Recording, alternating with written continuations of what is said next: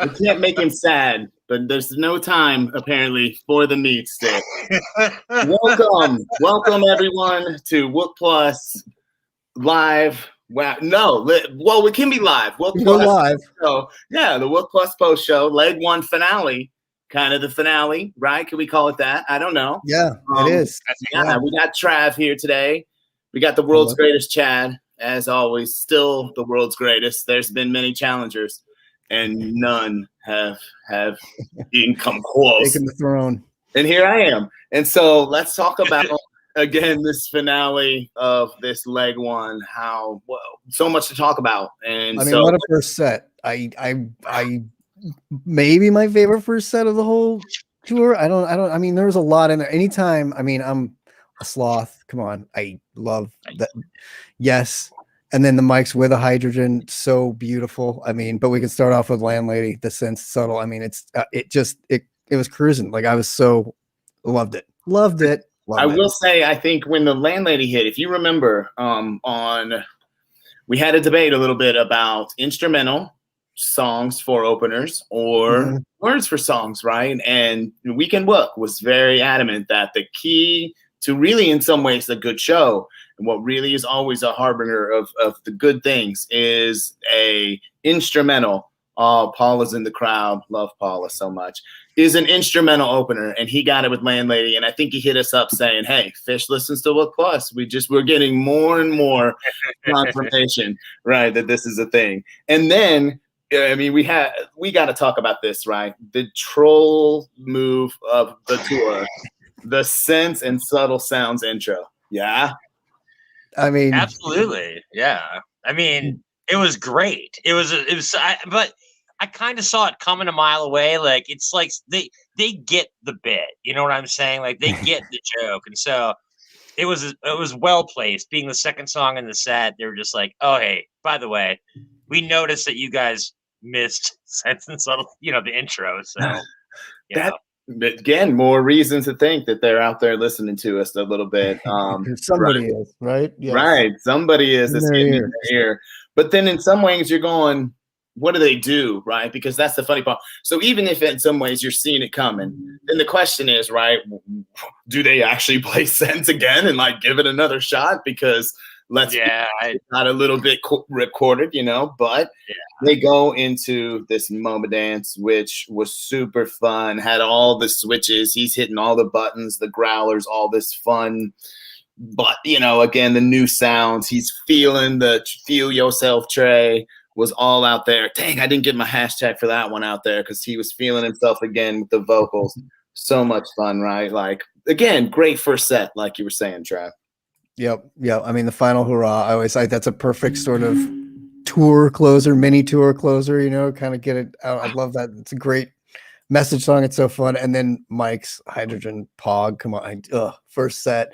And then it's not even to close the first set, which is kind of where it usually is, or like maybe one song afterwards. But no, then you get another 1.0 slammer with the sloth right after. You're like, what? I mean, it was, yes, so happy. Yeah, we need to pause on Sloth for a second because I texted you guys. I texted you guys and I said, Phish with Sloth, Phish just says "fuck you" to time signatures. Like I'm a musician and I'm trying to count along. Like, is this 5? Is it 7? Is it 6? Is it 4?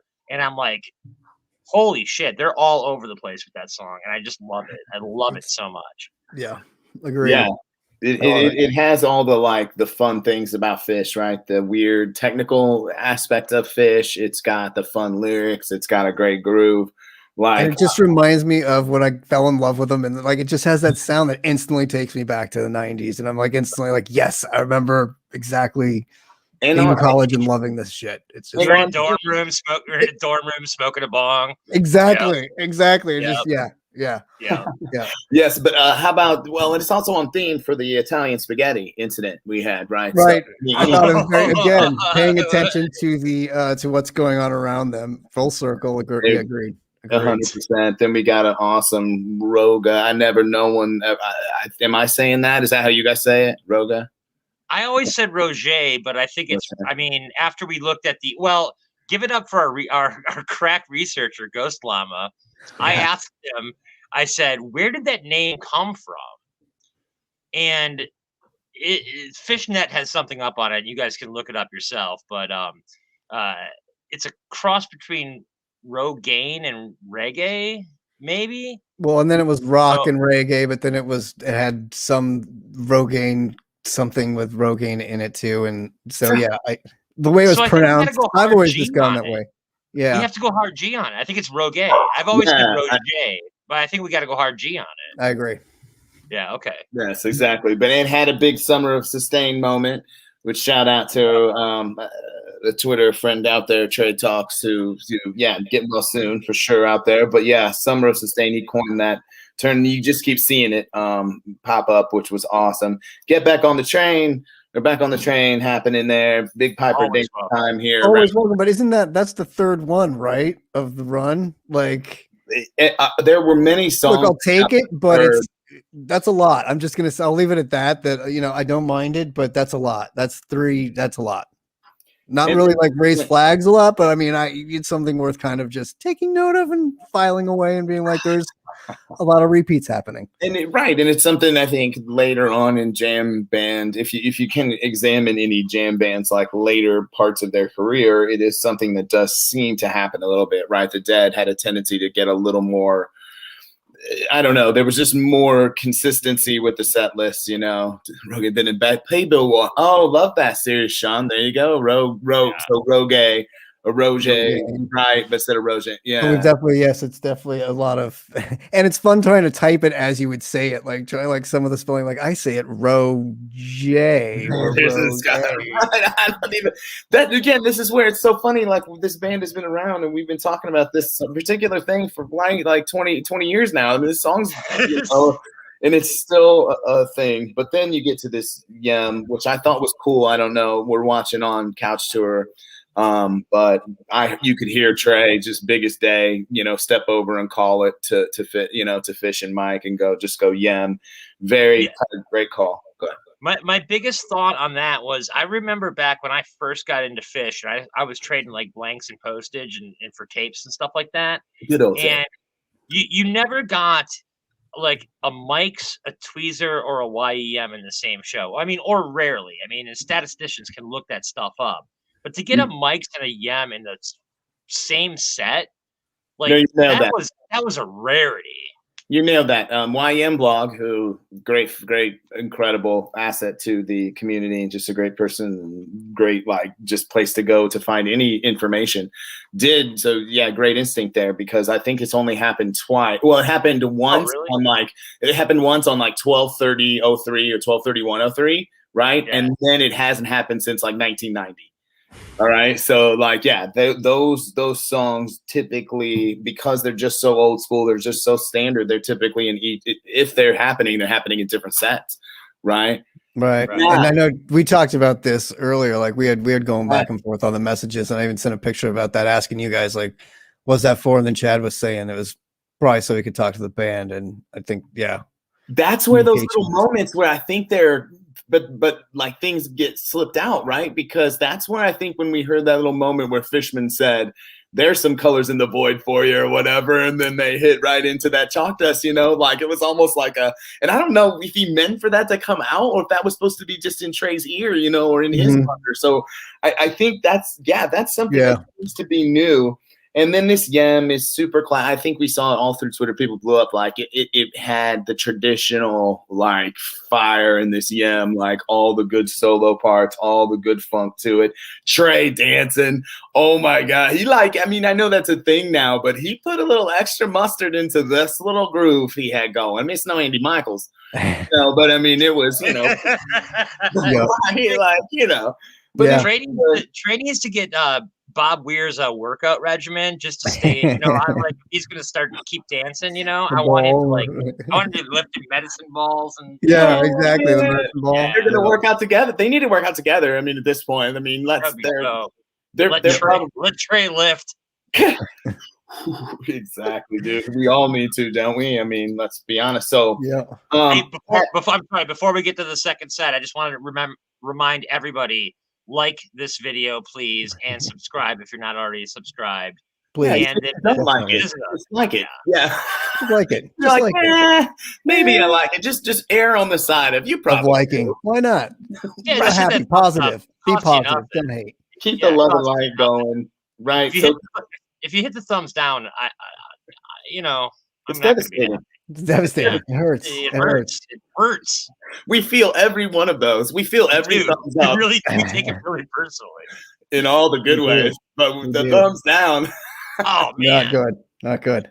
But yeah, to wrap up that first set, I loved it. Like again, I think that was probably one of maybe my favorite first set of tour. Like very just good vibes, early 1-0 songs, and just that stretch again. Like I just Sloth, Hydrogen, everything beautiful, wonderful. Good first sets in the last few shows, man. Because last night was arguing that these are better, And we would be remiss if we don't mention that Kevin got his first.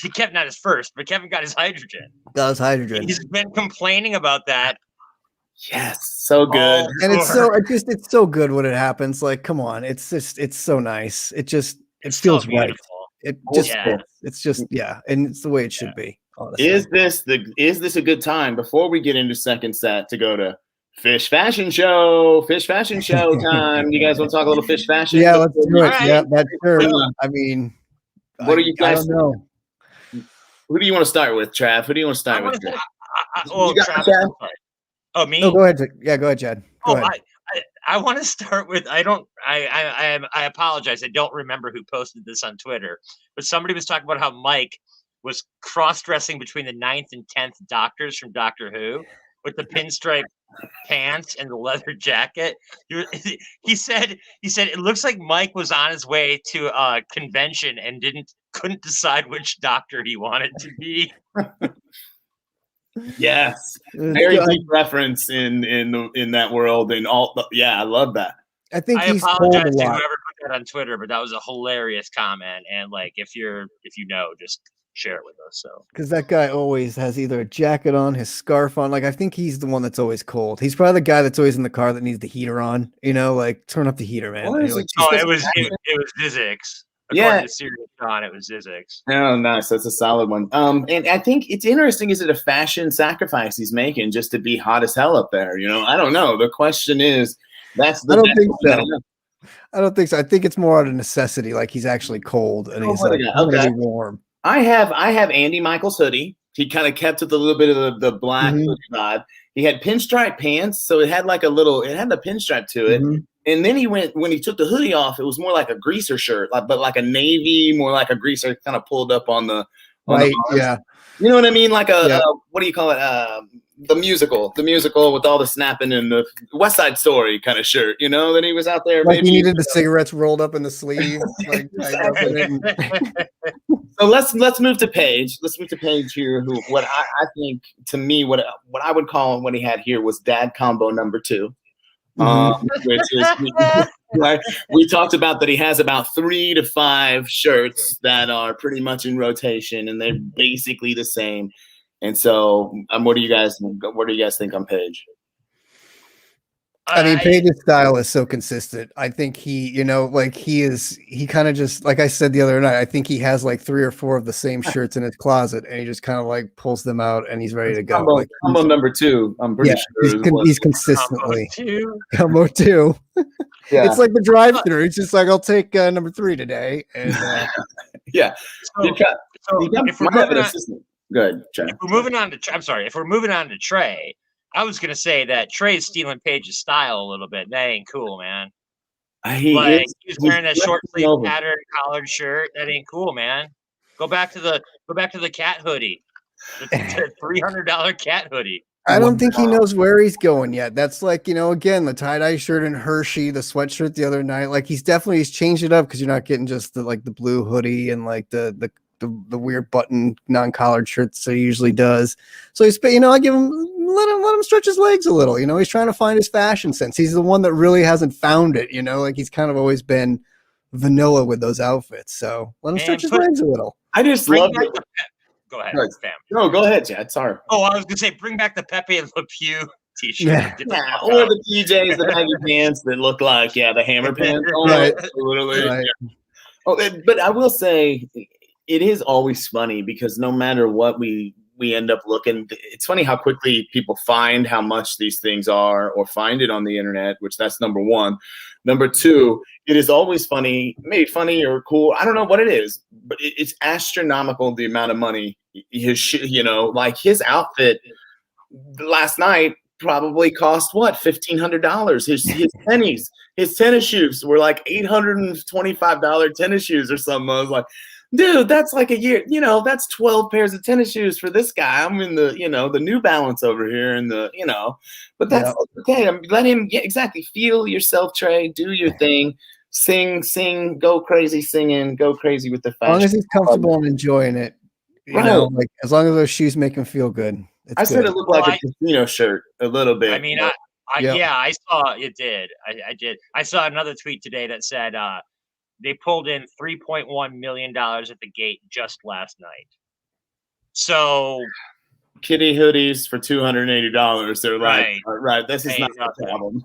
And it makes I also did think he gave a little bit of Mr. Furley vibes. I don't know if you saw, I threw that out there. He did have a little bit. I don't know why things always for me come back to Three's Company, but he has it had the print to it.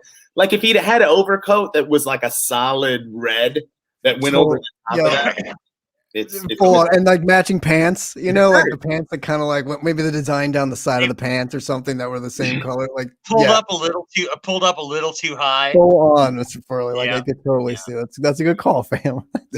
Hey, I also, before we get to the second set, I want to let the audience know to stick around at the end. Again, we have a very special treat for you that Fam put together with a little help from some friends, and we're going to go a little longer tonight than we normally do. We're not under quite the time restraint. So now we can get into second set. So we're not under too much. Yeah. Well, and Green Moo for Phish, but he's easy. We don't have to talk much about him, but he did come. That seems like the Sunday theme, though. I think it goes like old school, like the old school Friday, right? Then it goes to the neon orange Saturday, and then the new green on Sunday. But we'll see if that pattern keeps up. See, even you kind of changing it up a little more now.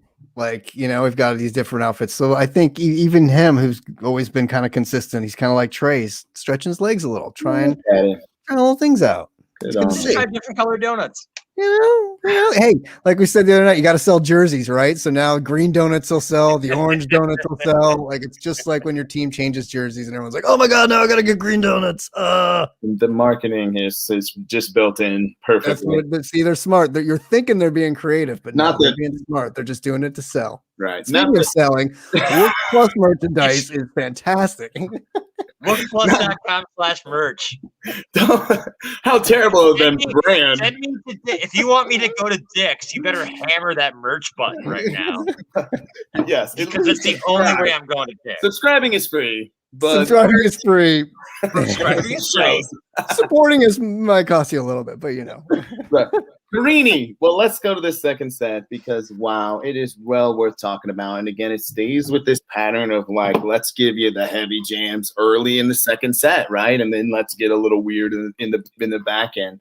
But this Carini I wrote Laser Beans. That's one of my favorite because it just came out of it's just all the laser beans, all that growler, had that Roadrunner Scooby-Doo legs sound that I've been just really trying to nail down and figure out. But yeah, all kinds of cool stuff. For Carini to start second set is every time. Like I will take a Carini second set opener always. I saw one at Wrigley and it was I just lost my shit. So I love it. I mean, it fit this show and that way to open that set perfectly. Like after ending it the way they did and all of that feeling, all the songs that they played in the first set, like it was nice for them not to come out with a newer song or like a Ghost of the Forest song or something like that and actually come out and just nail something rocking and like kick our ass into the second set. It was nice. Great point. Because they could have flip-flopped it, right? It could have been Set Your Soul Free. Into that. Right. Which would have maybe gave it a little different feel, but this Set Your Soul Free is like, wow. Again, I wrote Lasers. Has an Amamantes in there. Again, we will. And that's and to your point, fam, it's a good song to kind of come into, because of the way it starts and builds. Like it's not really as impactful, I guess, maybe if you start with it and kind of get into it, but coming out of the Carini into it, it kind of just felt right, and it just sort of rolled. And I was like, okay, we can. It fits. It worked. We can do that. So yeah, and once you get past the lyrics, which I know make a lot of people cringe a little bit, that jam was fantastic. Like they really, it grew in my heart. Like it felt so good, and I loved it so much. But we say that a lot of those songs, like Everything's Right, and like all this, like the lyrics. Once we get through the lyrics and we get to the jam, and I kind of feel like we all have our opinions of how we like rate those songs, like where they fall on the line. And for me, I like Set Your Soul Free is kind of the higher one up there, up over like Everything's Right and like Rise Come Together. Like I don't know, I prefer Set Your Soul Free. I just like the way it kind of rips. Of the soul songs, that's in your higher level of your soul. Yeah, exactly. When we're going in the soul, of the soul era, we're going Set Your Soul Free is in the higher echelon. The highest and as a more of a wider angle on this whole tour, so many songs have grown on me on this tour. Like I really feel that way. Like Set Your Soul Free is a perfect example. Everything's Right is a perfect example. Like these songs have now like grown on me, and I'm in. So, yeah. All kinds of teasers. Jaded 1.0, the Jaded 1.0 vet. Yes, bringing everybody around. I love that. Yeah. So, speaking of those teases, fam, if anybody has teases that they think they heard, send them in. Send them to us. We take all teases. So if you think you heard it, let us know. At the Wook Plus Tease Archive, we have been. It has been like flying out. It's back here. You really can't see it, but it is like smoking. And boxes of them. Yeah, boxes. Exactly. Boxes and boxes of teases. Yeah, I thought there was I'm a Man. I'm a Man definitely happened all tour long, but corporate is what it is, but not here. Not us. We take it all. No, we appreciate it. Beneath the Sea of Stars. Wow. Again, I just, it's always a setting piece, right? Like they do it in Mexico. This just seemed right here. Yeah. You're on the beach, you're kind of gonna get it, right? And it works because you're on the beach. It works, So like, take it. Yeah. Again, another one that's grown on me. Like it wasn't like the Ghost of the Forest songs.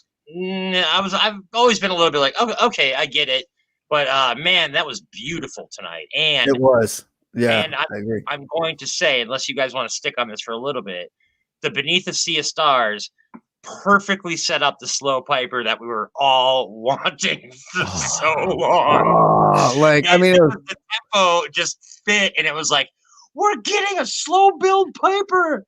Yeah. It was probably the best piper of tour. I mean, it was just, and Skoy said it too. I think was commenting on that. I totally agree with him. Like it was that one.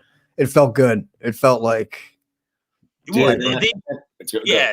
Go ahead. Well, I'm sorry. They bailed on the chord changes a little early, which was kind of remarkable. And then all of a sudden it just got sick and dark. And I was like, yeah, let's go. It was really great. I loved it. Yeah. I loved it. The lights, right? Like, I don't know if you remember in those moments, I wrote Diamond Dogs down because it's kind of a Ted Lasso reference, but that's this little group that he put together. That's what he calls it. But he put, like, Kuroda had these diamonds going that were kind of like, I don't know, they sat perfect, and all those LEDs were just shooting it again. I think we've had talks of like the limitations of the LEDs and what kind of, but I think there's also just incredible potential for them too. And we've talked about that, like he's learning them, so part of me is like, I wonder, let's see what kind of happens on this West Coast swing.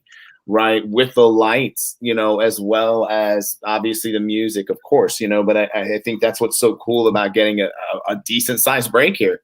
Yeah, right? Well, then there was a couple shots tonight from, I guess, the drone or whatever from kind of above and the side that you could see the whole the size of it, and man, like that thing was huge. The way it was moving, like it had it was just from the top down and the sideways moves. It was really something to, again, like if you could just sit there and watch that or like see that angle and like be able to see that thing move, it's structurally, it's so impressive. Like Transformers.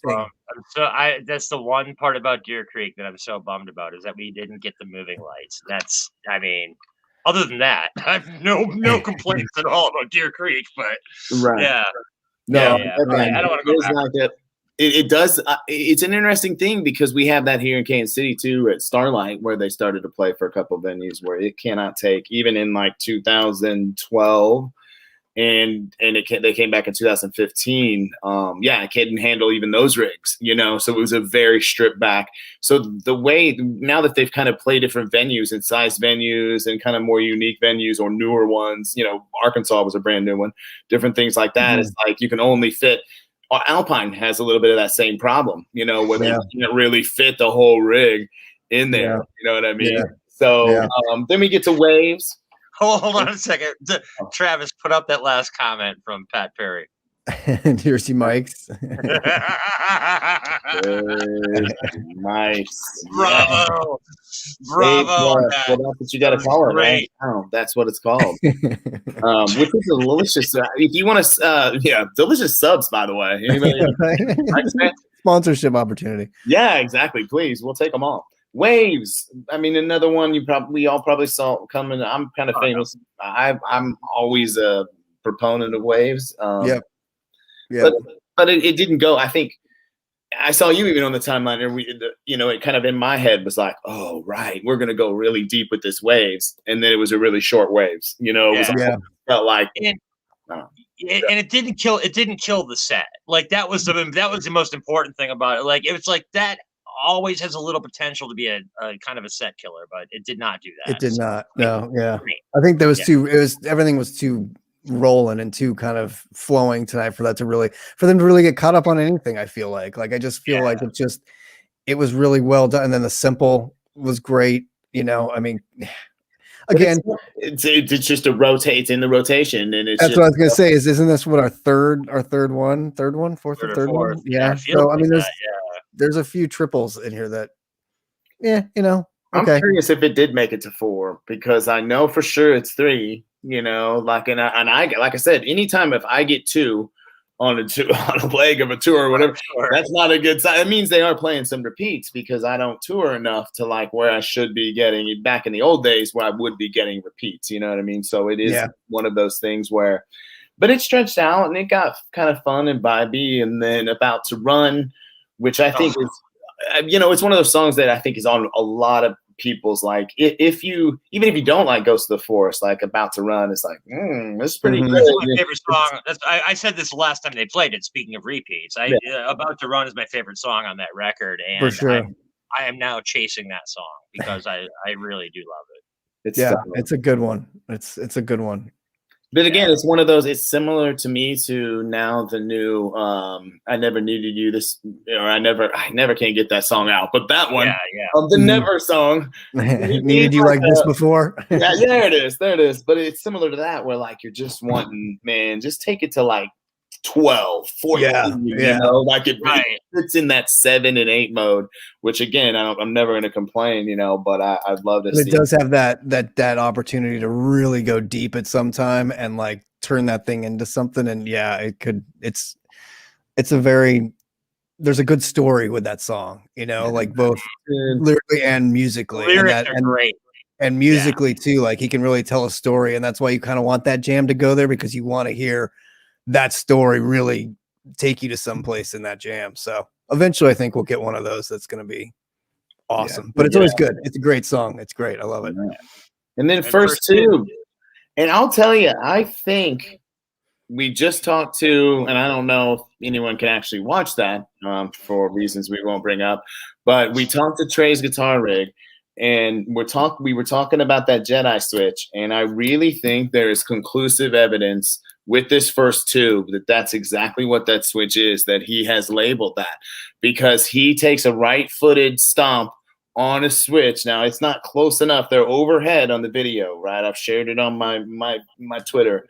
But I'm pretty sure, which is kind of how fun and cool is that? Like he has bought in, like, again, it goes back to how much they are hearing us, right? Because did he call that?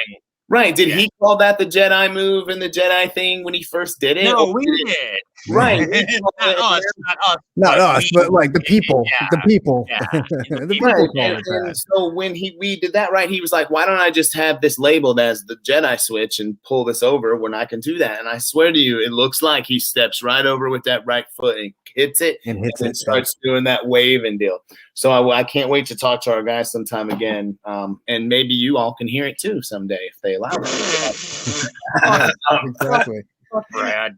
I know. Yeah, let's get that out there. There you go, Chad. Boys out there, we'll make him happy with that too, right? And so, but first tube was fun, and how again he was dancing around. He's having so much fun. And we've talked about it on all the shows, the lot and live and everything. And you know where it goes: opener, second set opener, closer, encore. That song fucking rips. You can throw it in there, and it's a feel good. Like either yes, this show's about to get awesome, or this show is fucking awesome, and let's close it with this. And it's perfect. And then to get that and then like have that high of like fluff coming off of that is again, it almost should have been reversed in my opinion, like get backwards at number linus and then fluff it. But it's such a feeling to have fluff like after that high of first tube, you're still like, and then you get the fluff, you're like, fuck yeah, like yes. So brilliant. Loved it. Yeah, and so with Numberline, I think it caught us all by surprise. I think we all thought that the show was going to close with fluff, and then Numberline comes out. But fam, you brought up Ted Lasso earlier. Numberline is such a feel-good song. It's such a positive, like what a way to end. Like I was listening to Trey's solo, and he nailed it. He nailed the solo, and I was like, and it just was so happy, and I was like, okay. I get it now. I get why we're doing this. I mean, you know, like, yeah. And it's not like they hate the song or they have problems with the song. They fucking love the song. And like, it's going to play it when he wants to play it. It's definitely it was an odd second choice closer, I guess it would be the thing, but it, you know, whatever. I'll take fluff whenever I can get a fluff. So do whatever the hell you want afterwards. And you still have me. So it is, and they're right. It is kind of for those that it's one of those songs that has it doesn't have a lot of middle ground. People mostly love it and feel good about it, or people just absolutely hate it, right? And so, Serious Shauna guy's like, hey. But one thing you can't disagree with is it rips. Like, there's always a section of it that fucking rips. So, again, you get through the lyrics and all the crap and whatever, and there's a section of it that whether you hate the song or not, if you're not dancing to it, I don't know. Or smiling to it. Or if it doesn't make you happy. You can't not kind of get down to that thing when it's good. Like, it just gets in you. So, I mean, you know, there's something to be said about that. Yeah, so, it's sentimental. I mean, I think this tour has, and our guys, we mentioned Kevin and Tim, all our friends who got to see these shows, all the friends that we saw on this tour. Like, there's just a level. Oh, interesting there, Pat. All right. Thank you, Pat, for, great addition to Team Chat. Research, man. Team Chat, Pat. Love that, man. Appreciate you. But no, it is just a sentimental song, and I think this has been a sentimental tour. I mean, at least for me, and I think for a lot of folks, and again, I can't wait till the West Coast folks get to feel it. But there's a level of, I think, it speaks to you if you were out there a little bit, because so much of it had to do with meeting friends, whether you hadn't seen them in forever or whether you never met them at all and you just met them through this whole thing. And so it does have like a meaning beyond just the song itself, you know. And so that goes back to like the lyrics. That's where I'm like, the lyrics are pretty good too, you know, like the jam is good. And then, you know, it gets you in the heart if you're a sentimental person. And, you know, not me. Not you, but if you know someone who is. If someone might be. Someone I know what you're trying to do here, fam. You're not going to make me cry. You're not going to make me cry. Before we wrap, does anybody have any like final thoughts on this run, or like, I mean, you don't have to say best show of the run or whatever, but like any final thoughts? I mean, you kind of gave yours, fam. Travis, like, what are your final thoughts?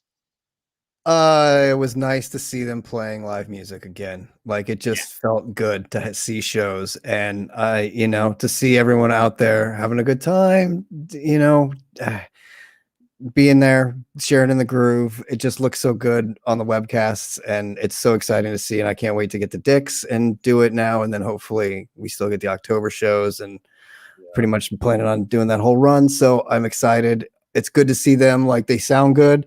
They're having fun despite any complaints or anything that everybody likes to throw at them or say about them. They're definitely having fun. They're, they look like they're smiling and playing well.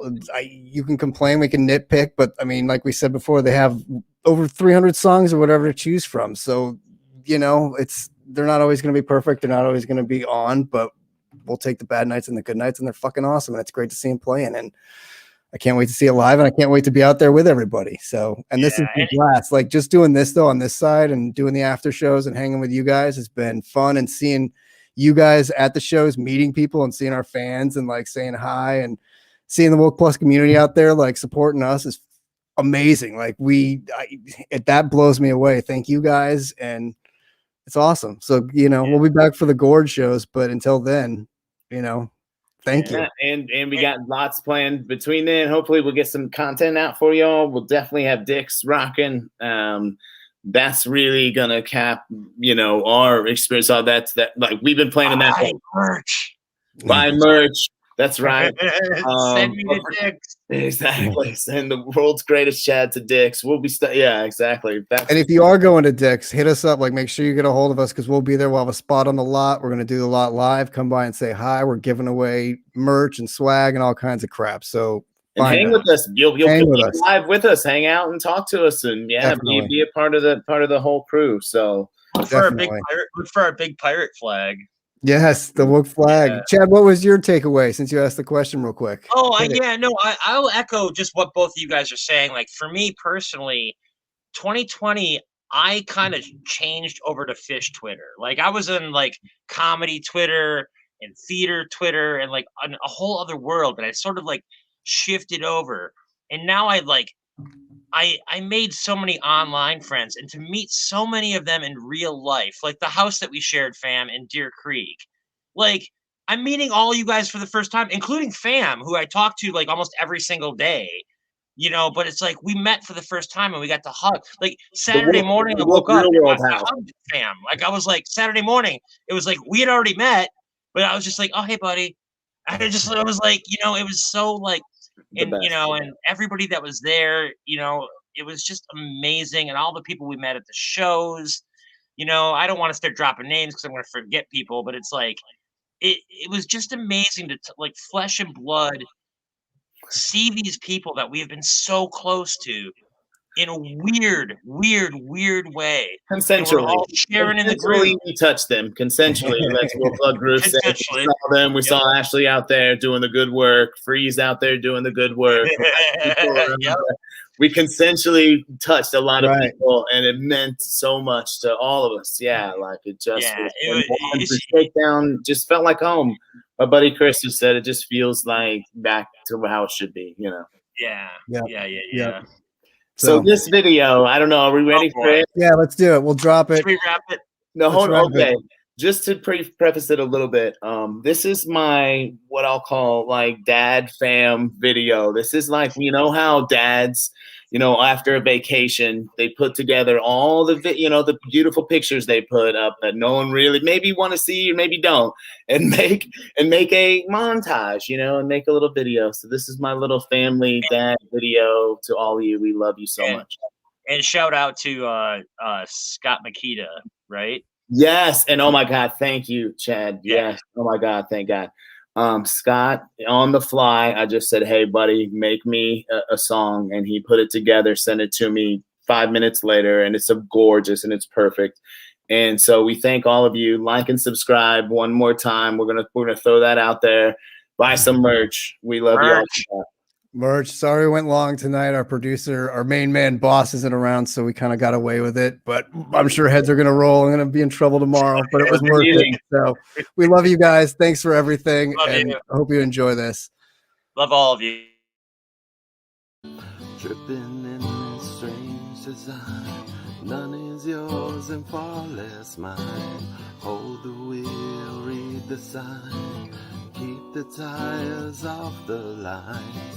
Just relax, you're doing fine. Swimming in this real thing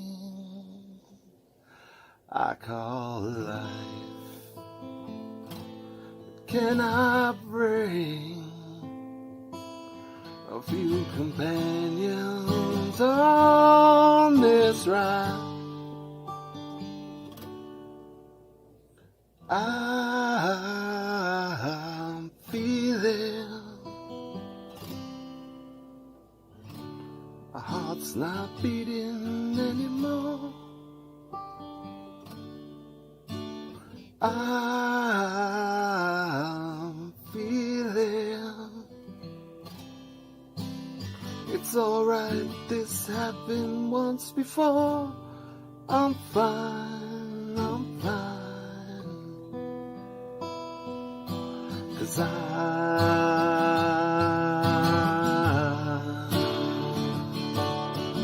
dripping in this strange design. None is yours and far less mine. Hold the wheel, read the sign. Keep the tires off the line. Just relax, you're doing fine. Swimming in this real thing I call life. Can I bring a few companions on this ride?